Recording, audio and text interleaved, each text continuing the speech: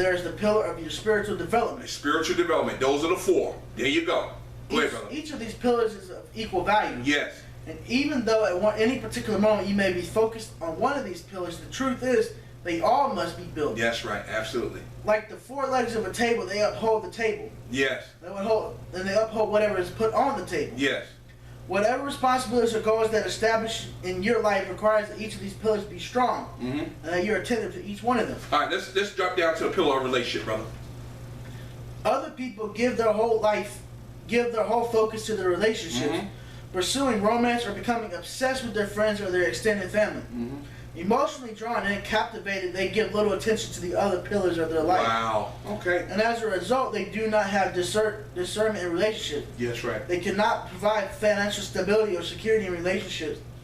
And their personal health, which they can take for granted, can fail them and undermine anything they establish with other people. So what does that mean about relationship? The pillar of relationship. What does that mean? It's a 50-50.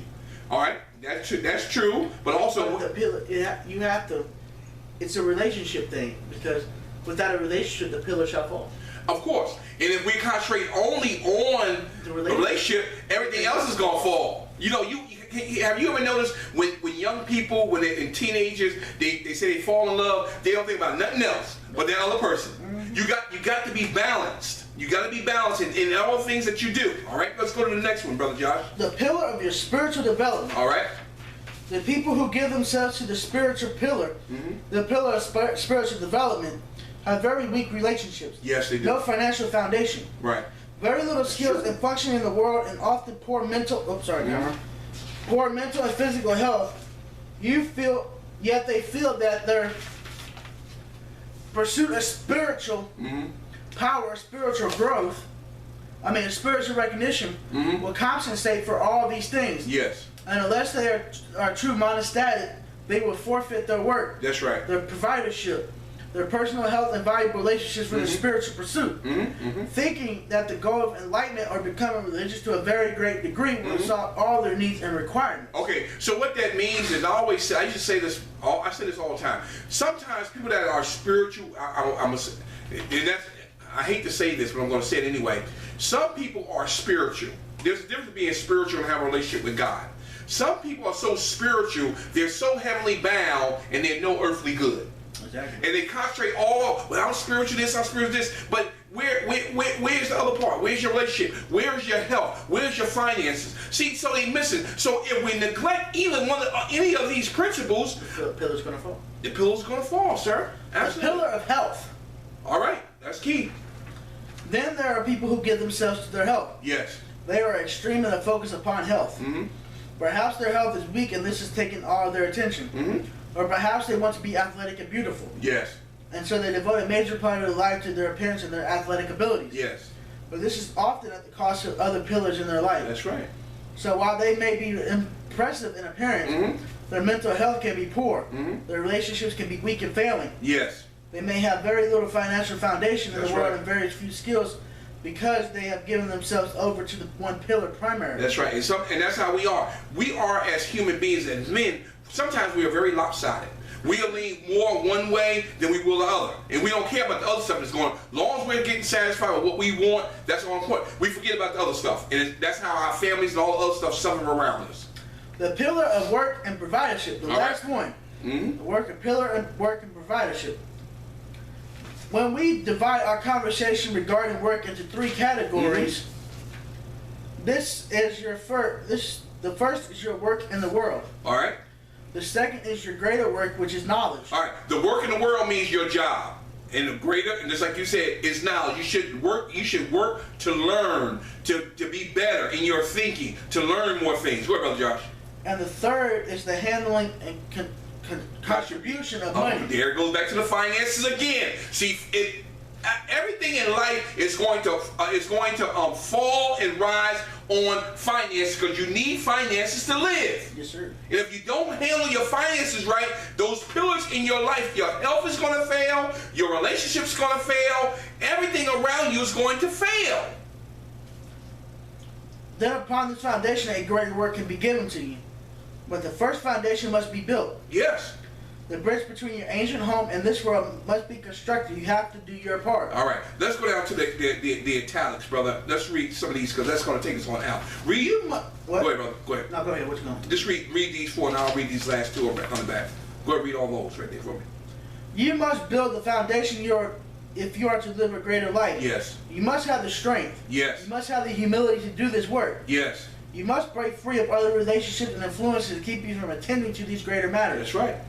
While other people are idly talking about the accumulation of wealth, power, and spiritual fulfillment, you must attend to rarely build the foundation. So that means right there, Brother John, you as men, you got to build the foundation on what finance is all about. We ain't talking about power. We're not talking about greed. We're not talking about money. Your finances on how you need to take care of yourself and your family. Until you get to that point, you're going to fall. You're not going to be successful in life. What does this mean? This means that you must take the steps to knowledge within yourself. That's right. To find the source of your strength and the deeper intelligence that God has placed within you. That's right. Which alone knows who you are. That's right. Why you are here and what you are here to accomplish. What did we just talk about the first broadcast in this series? Who am I? Who am I? There it is. While you are doing this, you must focus on healing your past relationships. Yes. And building true alliances with other people. You got to learn how to build relationships. That we talk about. And what do we talk about in our readings when we first start out, before we start our broadcast, after we pray? We talk about the seven commitments. The seven commitments. We talk about relationship, a relationship with ourselves, a relationship with our families, a relationship with God, and a relationship with other men. Relationships. Good God, man. Because relationships require a considerable amount of time and focus. That's right. This is no small matter. That's right. These relationships are not merely to help you fulfill your ambitions, but represent a deeper connection with others. There you go, brother. Relationships that have a spiritual dimension and a practical expression. Yes. They are not merely for fun or escape. That's right.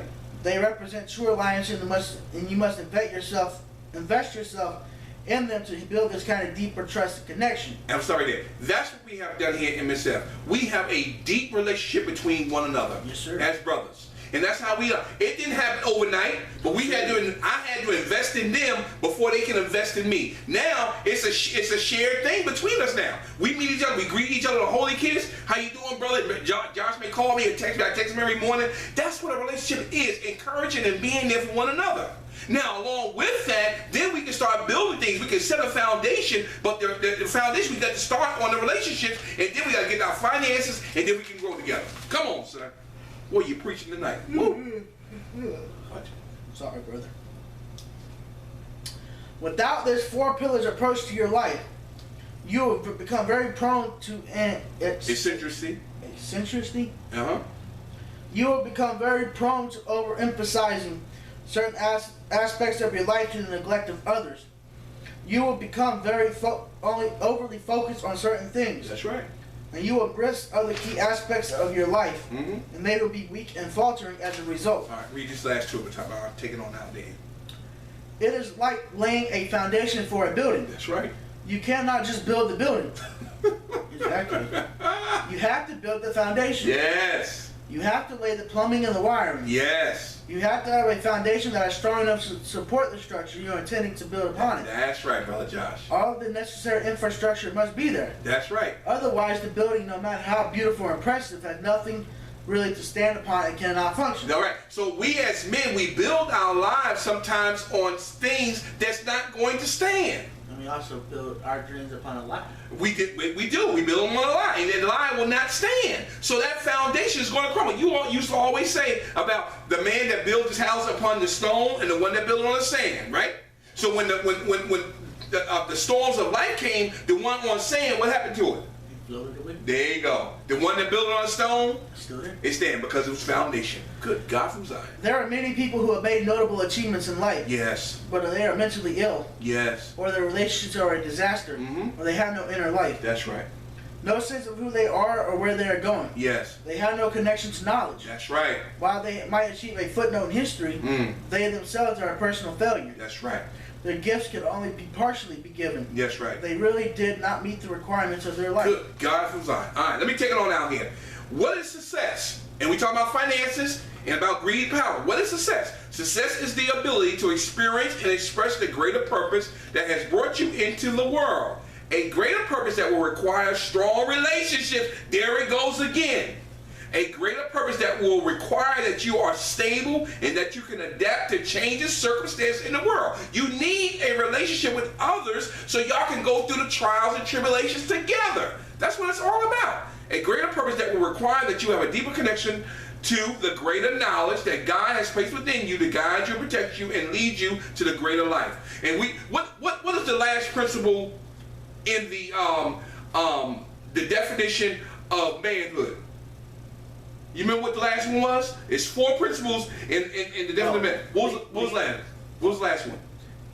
Accept God's greater reward. There you go, sir. There you go. When you know who you are, then you'll be able to accept God's greater reward. I was going in my head. 1, 2, Good 3, God, 4. good God from Zion. There it is, Brother John. The greater purpose will require that your health be stable, that you be mentally sound, and physically able to undertake the great requirements and responsibility of this higher purpose in life. Because if you in bad health and you ain't taking care of yourself, how can I tell you to take care of yourself? You can't. I can't. Good God. God has sent you. Here's our last statement right here. God has sent you into this world for a greater purpose. You men, He has sent you into this world. Until you find who you are, you're going to be lost and you're going to be destroyed. Finances, you will never control it. It'll control you. All right? But God knows that you cannot discover or realize this purpose unless you have a strong enough foundation to bear it, to carry it, to express it, and to fulfill it. I'm going to say that again. To hear it, to express it, and to fulfill it.